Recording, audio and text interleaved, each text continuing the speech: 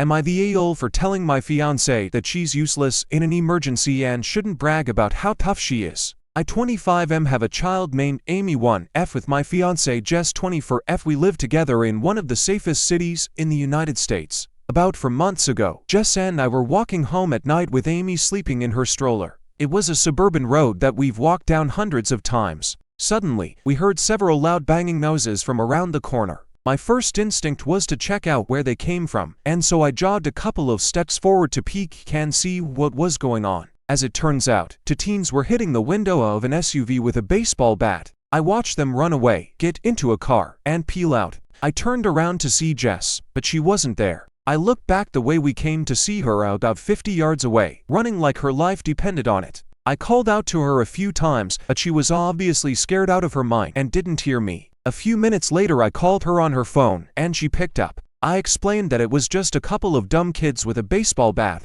Jess sheepishly walked up a few minutes later and I couldn't help but laugh at her. She said that she grew up in a rough neighborhood she did not and mistook the sound for gunshots. I actually did grow up in a bad neighborhood and told her they sounded nothing like gunshots. Though what really stuck with me was her first instinct in an emergency was to abandon a 9-month-old baby and her fiancé to fend for themselves, as she protected her own high. Well, last night we were watching a documentary together, and there was a scene with a woman who was frozen in terror during an animal attack. Jess scoffed and said that if it were her, she would have fought back, especially if Amy were with her. I looked at her for a few seconds and then said, "Yeah, you don't really know what you'd do." Jess insisted that she would have fought tooth and nail against any threat against our daughter, to which I responded, even a couple of kids breaking a car window with a baseball bat. Let's call it what it is. You're kind of useless in an emergency. Jess stood up, called me a jerk, and walked away. It felt really crappy because she was victim blaming the woman in the documentary and she showed herself to be a coward of comic proportions.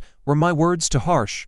Here are the top comments. If she grabbed the kid and ran, I wouldn't call her a coward. Kiddo's safety comes first. But to leave the baby?